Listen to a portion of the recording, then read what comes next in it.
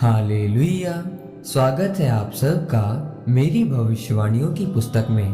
तो आइए हम आज के पवित्र वचन को पढ़ेंगे जो कि परमेश्वर के दास प्रेरित अंकुर यूसुफ नरूला जी के द्वारा लिखा गया है।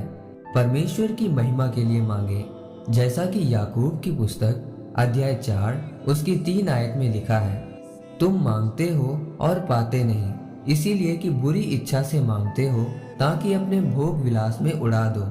मेरे प्रियो, आपकी प्रार्थना कभी स्वार्थ के लिए नहीं होनी चाहिए।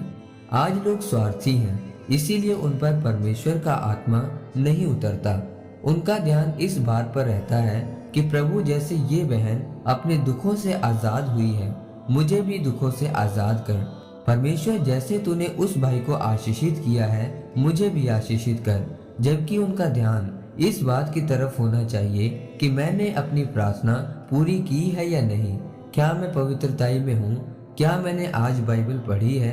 आज लोगों का आत्मिक जीवन सही नहीं है, इसीलिए परमेश्वर ने कहा कि तुमने मांगा पर पाया नहीं। बाइबल में लिखा है कि जब यहेजकेल परमेश्वर के सामने गया तो परमेश्वर ने कहा कि यहेजकेल, क्या ये हड्डियां जी सकती हैं?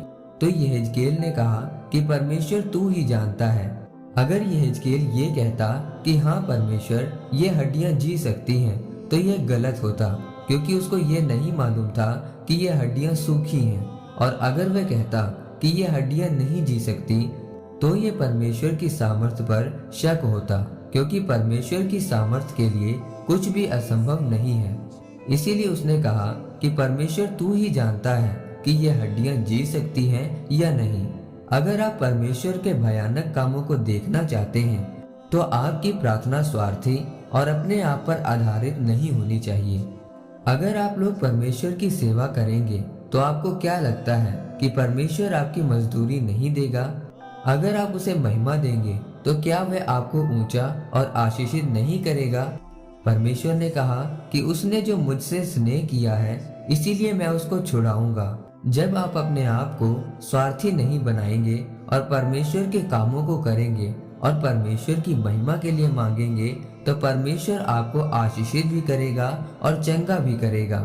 इसीलिए जब आप प्रार्थना में बैठें तो आपकी पहली प्रार्थना गैर भाषा में होनी चाहिए और दूसरी प्रार्थना ये होनी चाहिए कि परमेश्वर, मैं आपको और ज्यादा जानना और समझना चाहता हूँ। तीसरी प्रार्थना ये होनी चाहिए कि परमेश्वर, मैं आपके वचनों को गहराई से समझना चाहता हूँ। और चौथी प्रार्थना आपकी अपनी कमियों और कमजोरियों के लिए होनी चाहिए कि परमेश्वर अपनी सामर्थ्य मुझे दे ताकि मैं इन कमजोरियों से बाहर आ सकूं।